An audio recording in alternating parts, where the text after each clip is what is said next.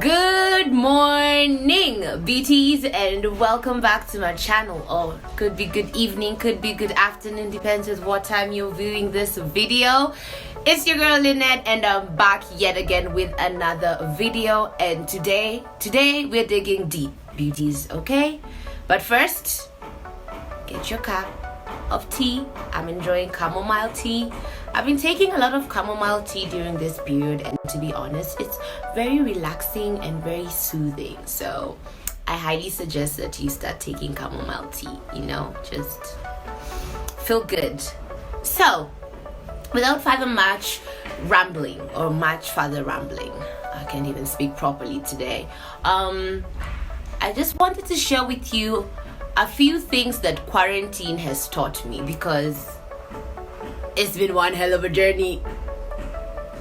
So just to give you a background, the first week when, quarantine was announced and Corona was in the air, everyone was panicking.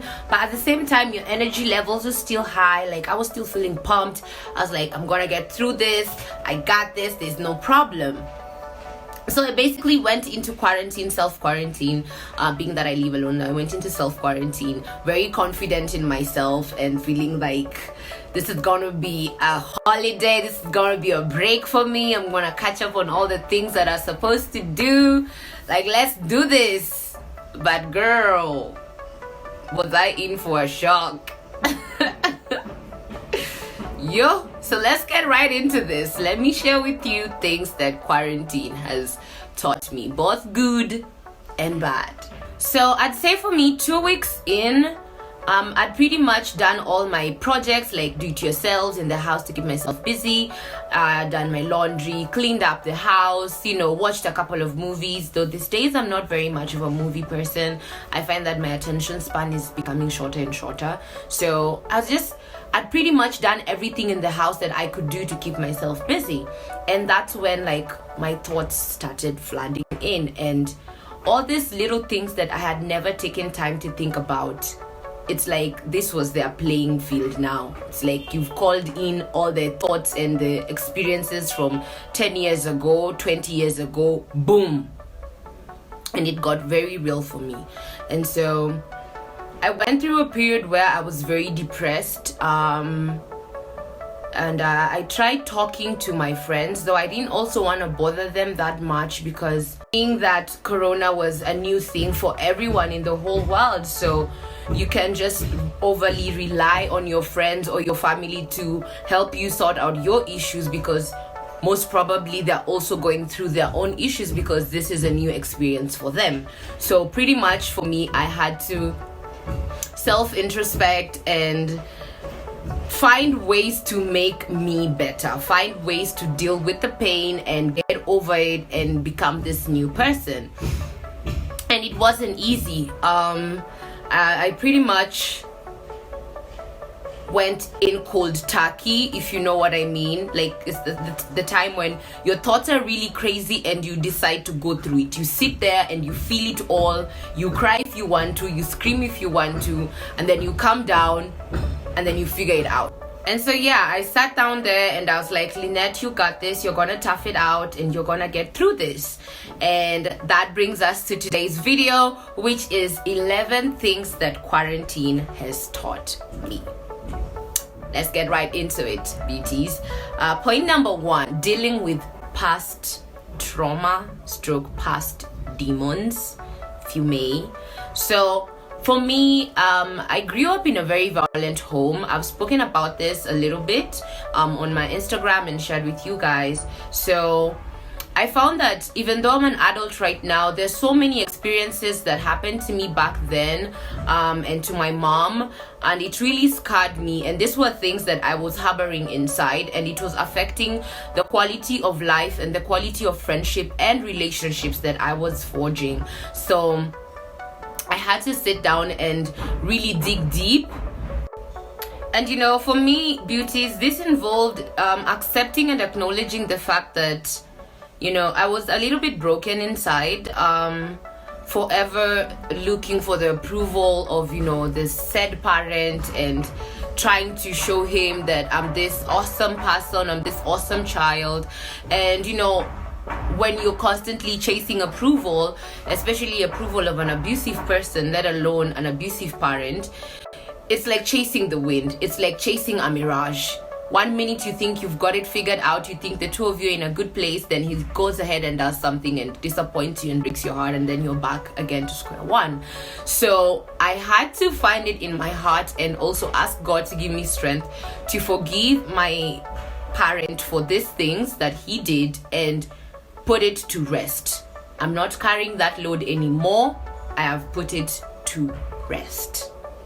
Sometimes you find that in life you're forced to forgive someone or forgive a situation, not for that other person, but for your own peace of mind. And honestly, guys, after I said that last prayer and just put that situation in God's hands, I felt like this big load has been lifted off of my shoulders, because I've been carrying this weight for so many years, for 20 years, and I thought I'm never gonna get any relief. But little did I know that all I needed to do was realize that it wasn't my fault. I didn't play any role in making this person the way he is. Those are his choices. I get to decide my life. I get to decide how I want to be as a mom, as a wife, as a daughter, as a sister, as a friend, as a colleague. It's up to me. So it's unfortunate that I went through what I went through, yes, but here now, I've learned the lessons. It's actually giving me more input as to how I can be a better person. So it's like you kind of have a cheat code how not to be a bad parent, or things not to do to your child, if you get what I mean. So yeah, and I'm good, guys. I'm good. That situation, God will fix it. It's over there. The second thing that quarantine has taught me is unlearning toxic behaviors. Now, I had to sit down and backtrack and check my record for the past few years and how I have been coping with life. And it was very clear to me that I had picked up behaviors along the way to help me deal with how hard things were. And these behaviors they're not who I am. And I think for most of us, we've been in situations, or we've been at some point in our life where you sit down and you can clearly tell that what I'm doing right now is not me. You don't even feel comfortable doing it, but because of the circumstances that you find yourself in, it's like a way of your body responding to the stimuli, if you get what I mean, like the environmental stimuli that I'd picked up over the years was pretty much serving other people more than I serve myself. So this would mean Lynette is a friend who is always available to help somebody out. Lynette is the person you can call when you can't figure out how to do something. So I was completely neglecting myself just to cater for other people. And this again stems back from my childhood, and it's a primary characteristic of someone who's grown up where the parent is not present, or the parent is very abusive. So you've kind of like found yourself in different situations, different relatives, places. So you always have to play nice, and you always have to be of assistance to people so that you can feel like, you know, your presence is meaningful, as compared to like, you know, just being there and you're used to people doing stuff for you. So I realized that I was doing above and beyond. And just to speak on this further, like, it's also crazy because let me tell you, if you're struggling with that same thing, don't think that the people who use you do not know. They know like you're a goody two shoe. They know you are their kadomat, and that is why you'll be the first person they want to call when they can't figure out something. But then when you need them to assist you, you can't get through to them, or you even feel a bit weird talking to them about your problem because awana saa yako. So that's usually a quick way for you to realize that a situation is imbalanced, and this could be at work, this could be with your friends, and this could also be in a relationship. So it's just something for you to look out. There needs to be a balance. You need to be giving yourself a lot of love, a lot of care, because once you filled your tank, then you have enough to share with other people. But if you're constantly running on empty and to make sure other people are on full, that's a mistake. Which now brings me to my third point, which is solitude. Guys, I used to be so scared of solitude, and not in the literal sense of I can't stay in the house alone. No, I'm a very reserved person. I like to joke with my friends that I have cat tendencies, like mini kapaka. I'll only go out somewhere when I feel the need to, but most of the time I'm in the house. But what I mean with solitude is internal solitude. Because now that we've all been under quarantine, I've been in my house, I'm not moving around, I'm not going anywhere. I have had to embrace that alone time, and this is something that was very difficult for me in the past. Anytime I'd feel like, the thoughts are coming in, there's something I need to face, I'd immediately call up a friend, and so I was constantly finding things to keep me busy so that I don't have to face myself. But Mungu ni nani? Quarantine came, girl. And I had to face me. And it's ugly. It gets ugly because you see parts of yourself that you were very blind to before. You see how much you've changed, especially in the negative sense. You see how much you've taken yourself through, how much disservice, how unfair you've been to yourself. You see all these things for what they are, and it's like a coming to Jesus moment, only that you're meeting yourself. And just to add on, beauties, sometimes you're not giving yourself the opportunity to listen to yourself because you're constantly surrounded by people. Let that sink in. Sometimes you're not giving yourself an opportunity to know who you are, what you want, because you're constantly surrounded by other people. They're constantly telling you what you need to do, who you need to be. You're going to them when you need an opinion, when you need advice, when you need direction. It is so healthy for you to take a good amount of time in solitude.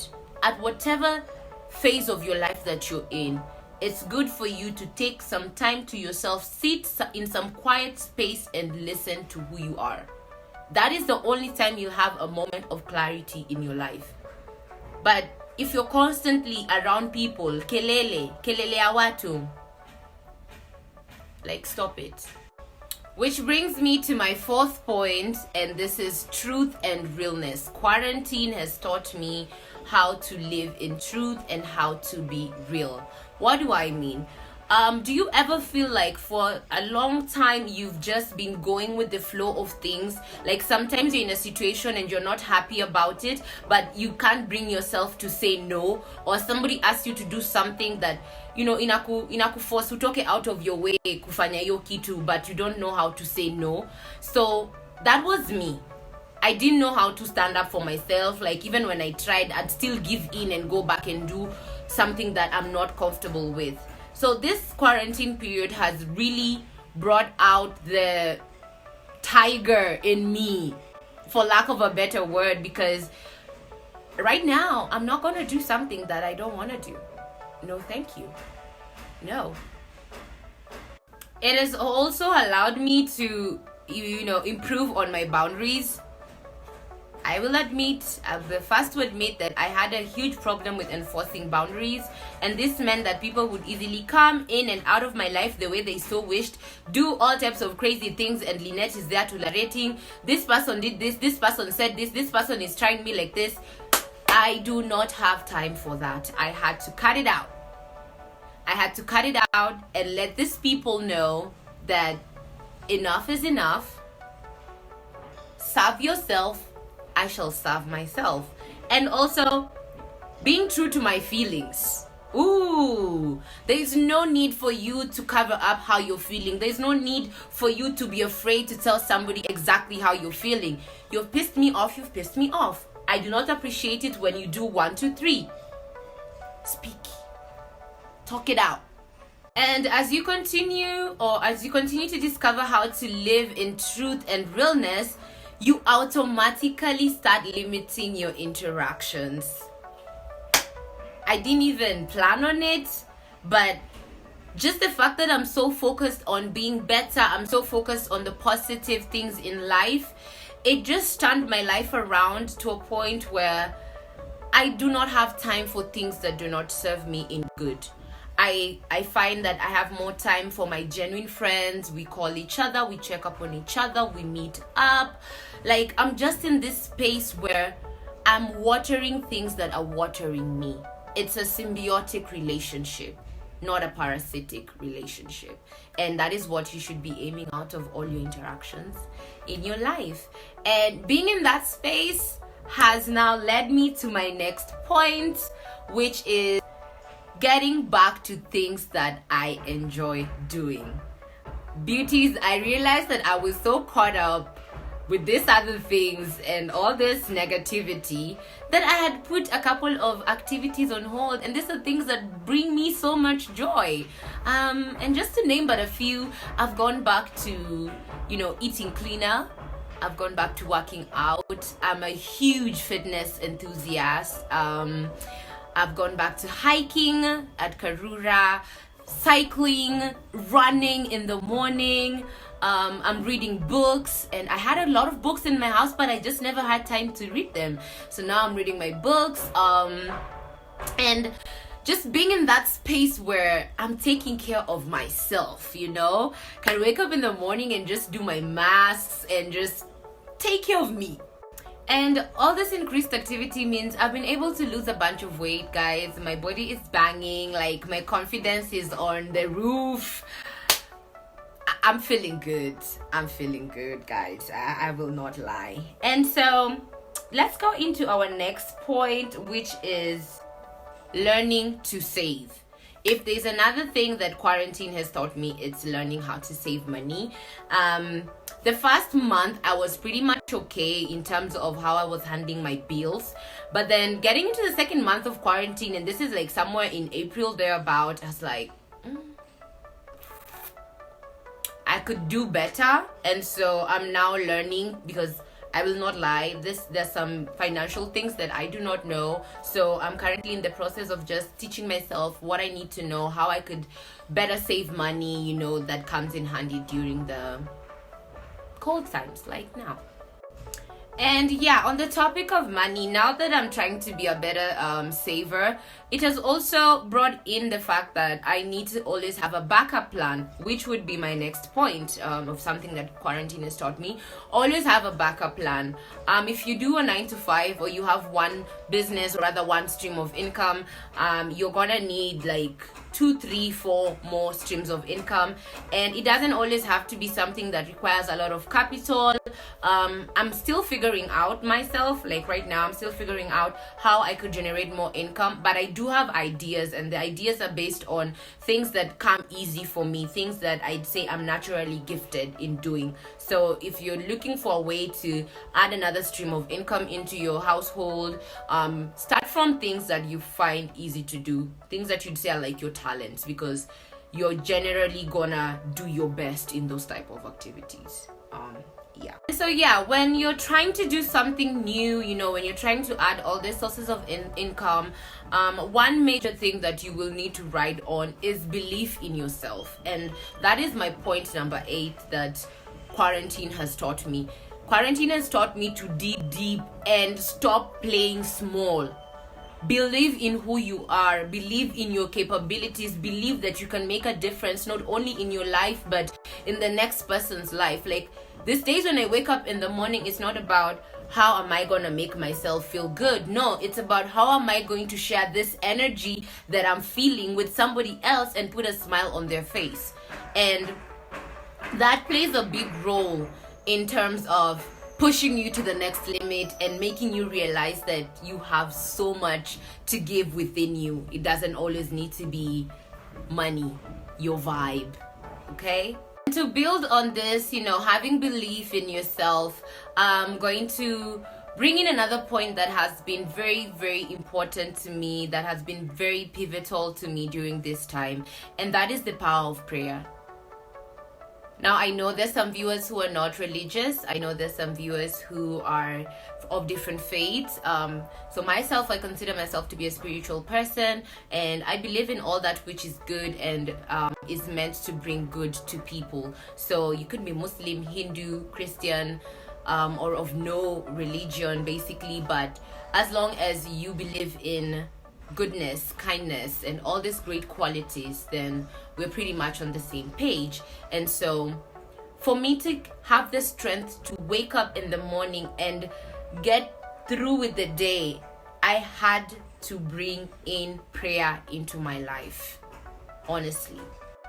Now, don't get me wrong, like, as most Black kids, African kids, your parents are very spiritual, very religious, and it was the same for me. My mom has held her faith in God all through the years, regardless of what happened, and I was pretty much the same. But as you grow older, in your early 20s, that's where things kind of start going south, and I got to a point where I was in a yo-yo kind of relationship with God. Like, there are days when I'm good with him, there are days when I'm not feeling his vibe, then another day when I'm good with him. And so with that kind of uncertainty in my spiritual world, how do I expect to have any form of completeness in my physical world? It doesn't happen like that, because we are spiritual beings. If my internal is so imbalanced, how am I gonna give anyone any good thing, or how am I even gonna feel good about myself? And yeah, so I challenged myself to start praying often, to really dig deep and find that voice that needs guidance. You know, the universe is so magnificent, and the wonders and the miracles of God are so amazing, you know. And I went into the Bible, started doing Bible study, and there would be like daily devotions. So I use this Bible study app. I believe it should be available on both Android and iPhones, or iOS, that is. And I would put in like the different topics depending on how I'm feeling in the morning. So you can put like, maybe you're feeling angry, and it will pick out devotions to assist you through your anger, and like scriptures from the Bible to give you strength and to help you resolve however you're feeling. And so I made this a habit, day by day, praying devotion, and God is good. Another thing that played a huge role in helping me heal during this quarantine season is Sermons by T.D. Jakes. Now, we all know Bishop T.D. Jakes, but I'm telling you, there are days when I'd wake up in the morning feeling so empty, feeling so broken, and I just sit on the couch, I put on YouTube, and I just check a random sermon by T.D. Jakes, and somehow he would speak to me. He would make me feel things. He would help me understand the emotions that I'm currently going through and see the bigger picture of things. I swear to Jesus, like, those sermons by T.D. Jakes, they really lifted me up from the pits of darkness. Honestly, this mind was so toxic. This place was so uninhabitable, and I've managed to clean it out. And in the process of cleaning out my mind and cleaning out my heart and my soul and trying to cultivate an environment that allows a thriving, happy, positive Lynette, quarantine has taught me to step into my strength. Because let me tell you, sis, you may be feeling like you're so down right now, like things are not making sense, but you don't know how much power and how much strength you have in here. Like, all you've got to do is believe in yourself a little bit more. Just a little bit. Because I finally stood up, or rather rose up, and I looked at myself in the mirror and I was like, you went through that and you're still here. You've lived that kind of a life and you're still here. You are so undeserving of this and that, but God's grace still has you here. Ooh. Most times when you're in a negative space, there's a spirit of silence that captures you, where you just want to be hidden away. Don't do that. Rise up, speak to yourself. And this can be built by words of affirmation. You know, I got to a point where I started speaking beautiful words to myself. I would look at myself in the mirror and remind myself that I'm beautiful, I'm intelligent, I'm capable, I'm deserving. I'm gonna succeed, I'm gonna do better. So I was drawing so much motivation from inside me and using all the negative things that I've been through in my life as a stepping stone, as a foundation to build this beautiful life where I can look back at all the challenges and tell myself that I did not give up. Neither did God give up. Neither did the good people in my life give up. I got this. Because guess what? You're in control. You're in control. You literally do not have to keep up with anything or anyone or any situation that is not beneficial, that is not healthy for you. But the reason that most of us keep at it for so long is because we get scared. Again, remember, when you're in a negative space, you're viewing things from a very negative perspective. So you will think to yourself that, oh, I will not be able to rebuild. I'll not be able to make new friends. Nobody will accept me the way I am. Let me tell you something. The moment you start stepping into that positive energy, the moment you start viewing yourself as this amazing, powerful, worthy, deserving woman, like those are the things that are gonna come into your life. Be it friends, be it boyfriends, be it opportunity, whatever it is that you think of, you will start attracting that which you are. And yeah, beauties, now to my last but not least, if anything, I'd say the most important lesson that quarantine has taught me is love. Love in all its definition, love in all its glory, love in all its different phases in our lives. And for me, the first lesson that I really needed to learn and grasp and understand is love for me, love for Lynette. If I say that I love me, then I will always want the best for me. I will always surround myself with goodness. I will speak good things into my life. If I say that I love my friends, I will always be there for them. I'll be there to listen and guide and participate and show them my care. If I say that I love my family, I'm gonna make sure that every single day they know that Lynette loves them. Love is not a word, and for the longest time, I was being fed on love by words and not by actions. But because I was also coming from such a very, broken place, and my perception of life was a bit twisted, I was not able to see it for what it was. Love is action. You should not ask somebody whether they love you. You should not ask yourself whether you love yourself. Just look at how you treat yourself. Look at how you get treated. Look at how you treat other people. Love is kind, love is patient. I think we know that verse in the Bible. And honestly, when you go back to that verse and you read it in totality and in truth, you will realize that love is the one thing that brings all of us in together. When your love is all around you, that is what you're going to ooze out to other people. And so it doesn't matter the mistakes that you've made in your past. It doesn't matter how broken you may feel. It doesn't matter how messed up you may feel. It doesn't matter what people close to you have said or have tried to paint you to be. Listen to who you are. And I know this moment has been tough. Quarantine season has been tough for so many people. But I feel like we needed this. Honestly, I needed this. I needed this quarantine period. I needed this 2-3 months away from society because it helped me to deal with something that I've carried for so many years. It's helped me see me for who I am. And it's helping me shape the life that I want to have for myself. And when you cover yourself with love and positivity, when you're not afraid of looking at your mistakes, because you're not looking at them as mistakes, you're looking at them as opportunities that have allowed you to grow. When you look at your friends and your family and you're just overall in this place of so much gratitude, when you remind yourself of all your accomplishment, all the good things that you've been able to do over the years, you really start to begin to step into your power. And there's no greater feeling than knowing that no matter how tough it gets, you're gonna make it out because you know who you are.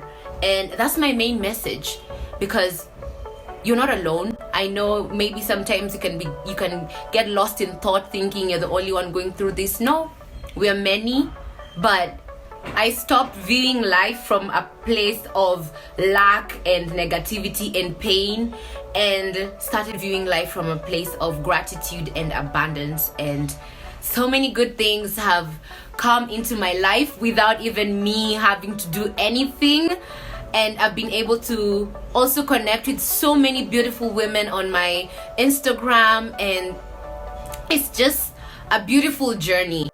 And I felt the need to make this video to encourage another sister, another brother out there who might be having it so hard during this quarantine. All I can say is stop looking at it from the negative perspective.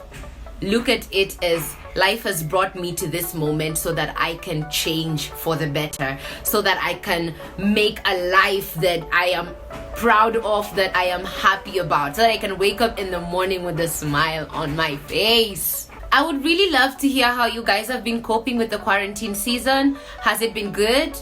Are you going through a tough time right now? So please leave your comments in the comment section. I would love to engage with you in a conversation, as well as my social media platform, which is my Instagram. I will leave my link on the description box below, so that you guys could come to me if you need advice, if you need tips, because sis, I've been through everything you can think of this quarantine period, and I'm here. So I'm a living proof that we gonna be okay. We gonna be alright. Okay? So yeah, ladies, it was so nice catching up with you. And until my next video, God bless you. Be safe. Sanitize. Remember, Corona is still out there. Okay? And I will see you in my next video. Mwah! Bye, guys.